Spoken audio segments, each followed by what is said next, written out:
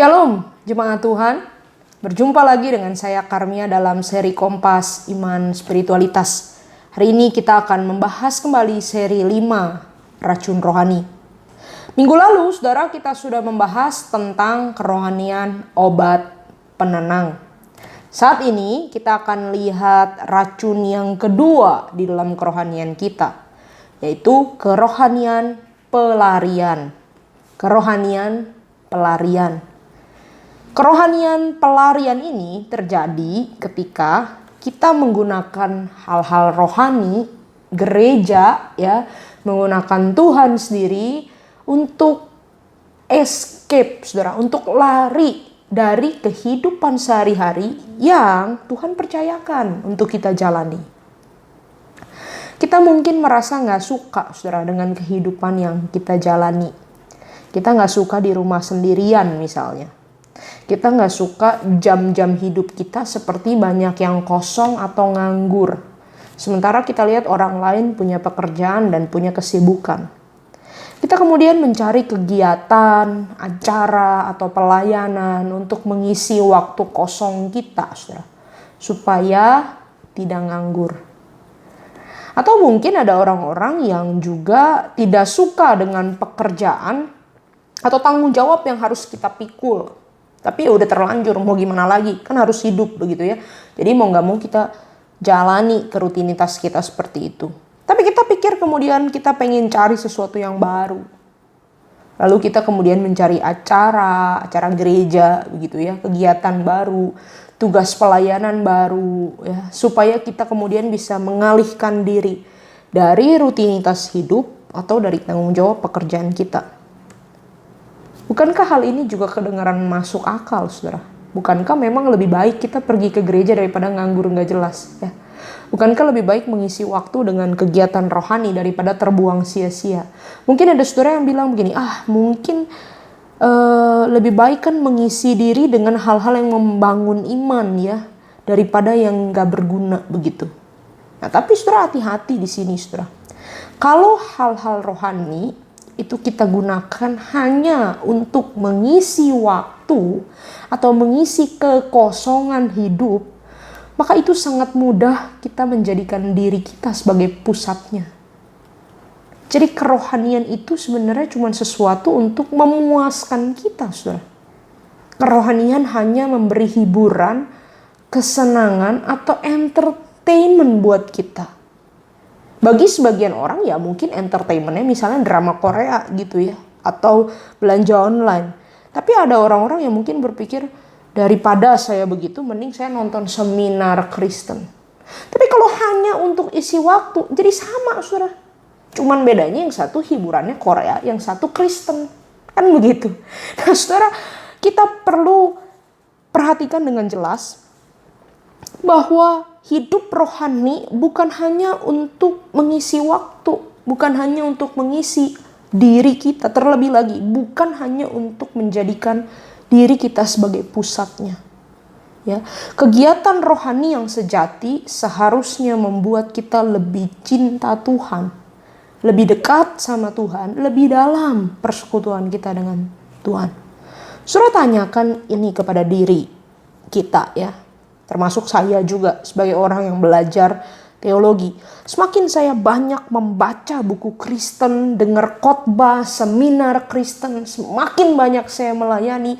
Apakah Tuhan itu semakin menjadi cinta utama di hati saya? Atau malah semakin banyak hal lain yang saya cintai lebih daripada Tuhan? Saudara, bukan hanya itu. Kerohanian yang beracun ini, kerohanian pelarian ini, itu sebenarnya berangkat dari satu perasaan tidak puas dengan hidup ini. Tidak suka dengan hidup yang sudah Tuhan beri. Kita nggak mau terima kehidupan kita seperti yang Tuhan sudah berikan. Lalu lantas kita pikir kalau kita punya jenis kehidupan yang lain, yang berbeda, kita akan lebih baik. Saudara, bukankah ini berarti tanpa sadar, tanpa kita ngomong, sebenarnya di dalam hati kita sedang mengatakan bahwa rencana Tuhan dalam hidup kita itu tidak baik. Kita nggak percaya rencana Tuhan dalam hidup kita. Kenapa Tuhan menciptakan saya di dalam kehidupan seperti ini? Kenapa Tuhan memberi saya pekerjaan ini? Saudara, kita tentu tahu secara firman Tuhan, secara teologis, bahwa rencana Tuhan dalam hidup kita adalah baik. Tapi kalau sebenarnya dalam hati kita tidak puas dengan kehidupan kita, jangan-jangan saudara sebenarnya di dalam hati tidak percaya bahwa rencana Tuhan buat hidup saudara adalah baik. Mari kita belajar membangun kerohanian yang sejati. Percaya bahwa hidup yang sudah Tuhan ciptakan buat kita jalani ini baik. Dan kita harus tanggung jawab di dalamnya. Kalau satu waktu di dalam hidup saudara merasa nganggur karena udah gak ada pekerjaan lagi yang mau saudara lakukan. It's okay saudara. Saudara menjadi berharga bukan karena saudara berguna, berfungsi, bukan. Tapi karena Tuhan mengasihi, menciptakan kita. Kita bukan mesin yang harus berproduksi terus-menerus menghasilkan sesuatu. Ya.